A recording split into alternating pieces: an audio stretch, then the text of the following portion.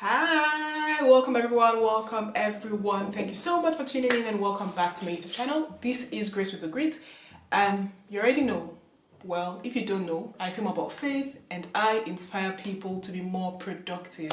So today we're going to talk about something so important and also pretty interesting. I don't know if that is why I'm so hyper, maybe. Or maybe because I woke up from the right side of my bed. So you should definitely have noticed from the caption today that we're talking about love. Okay? Specifically about the 5 love languages by Chapman.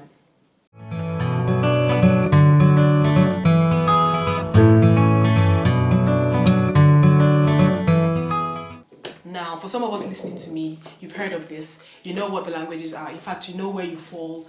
I really hope that in more than just one way, Chapman has actually blessed your life. If you've read some of his other books, I hope you have actually been edified. According to Chapman, there are 5 love languages that exist on earth. Now, I have seen so many people debate about this to say there's more than 5, there are other ones, he just hasn't noticed them yet. With time, people are going to come out with other languages. So far, so good. These 5 work perfectly well. They make a lot of sense to everyone out there. And trust me, one of them or more would be yours. One would be your partner's, one would be related to your sibling. So I'm going to talk us through what these languages are. So one of the 5 is what he calls words of affirmation. Okay, so how positive are you to the person beside you, to the next person? Again, I do not just want us to talk, to relate this to romantic relationships. Not only you have a lot of relationships going on in your life. If you have parents, some of us have children, you have colleagues, you have siblings. They are in one way related to you. Some people just love to be spoken to confidently and positively. Okay, so I'm able to tell you every morning, you're beautiful, you look so good. You see someone in the office today, I love your shoes. Oh wow, your hair, did you do something to your hair? It fits you perfectly. Words of affirmation. Be positive, be encouraging, encourage others, say something good. It doesn't kill you. But we all know that the family is the smallest unit of the community. So definitely, if these love languages strive within a couple, husband and wife, you know what your love language is. Obviously, it starts from there. One family knows, the next family knows, you're able to spread the words to other family, and once you know how to positively relate with that person in your household, then the community becomes a better place. Okay, you're not just gonna wake up in the morning and everybody's good and things are going well. No, it has to start from you. You make the first change, your partner does same, and then it spreads like wildfire.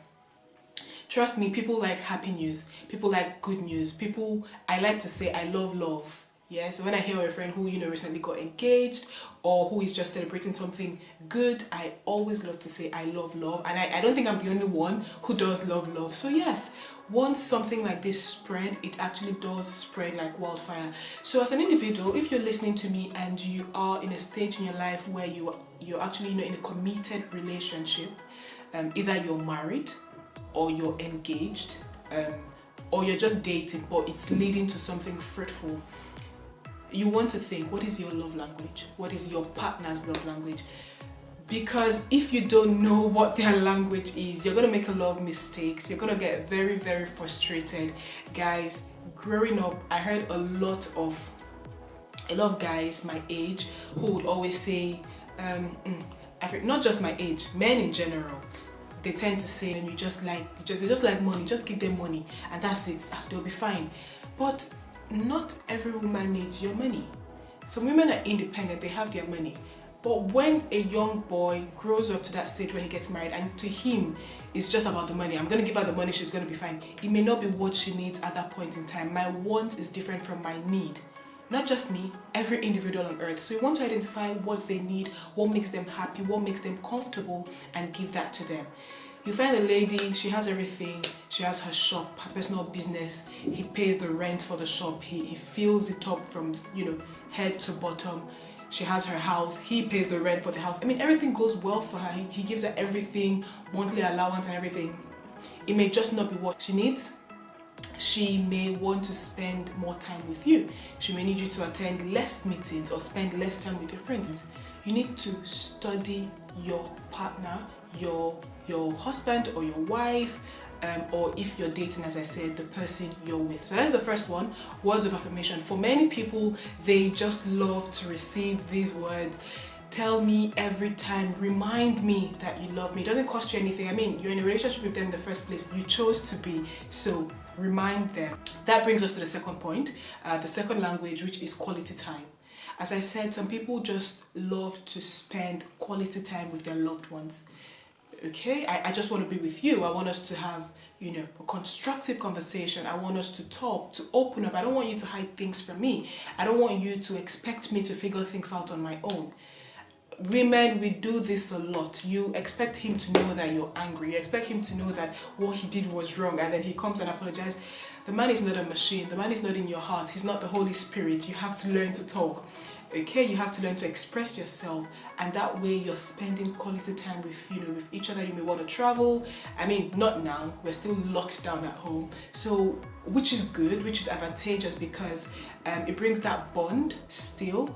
I was working the other day because I do work from home, and I was speaking to someone on the phone, and he told me, oh, there are two things he's very happy about, the whole lockdown thing. He's very pleased about the lockdown for these two things. The first is that he's spending less on fuel and monthly transport for his family. He has actually saved. And the second, he said, was that he gets to spend time with his children and his family. He's like, he did not realize how much he missed these people. So yeah, obviously that cuts across a lot of families across the globe at the moment.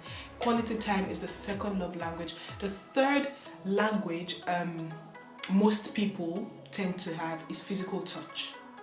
Okay, some people just love that touch, that hold my hands, the small cuddle, the little pecks once in a while, the physical touch. Let's just, like, when your body just gets in contact, some people just like it. That's why you tend to see people on the streets, they're walking and they're holding hands.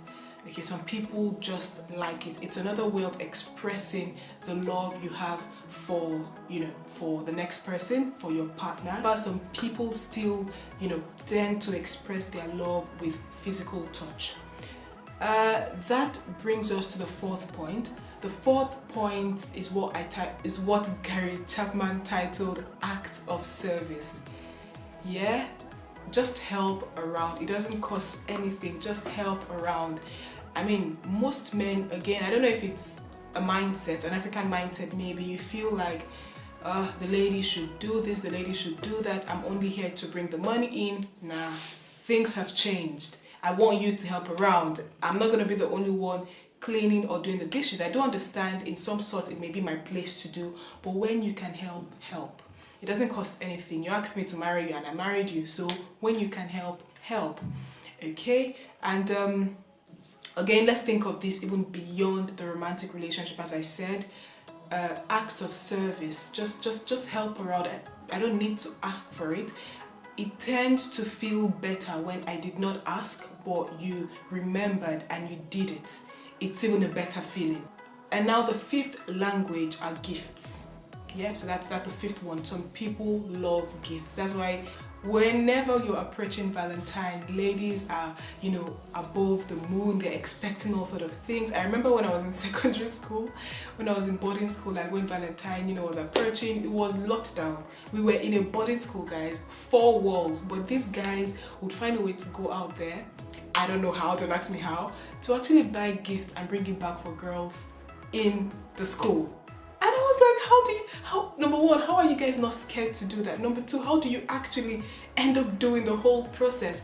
And yeah, of course your girl received a couple of gifts once or twice, but my point is these guys would go the extra mile to prove to the ones they had feelings for that they do have feelings for them. So yes, gifts are another love language. You want to go you want to spend on them, okay? But the whole essence of this video, guys, to be honest, is don't miss the point. Don't show love in a way that the other person does not appreciate, because you're going to get hurt in the long run.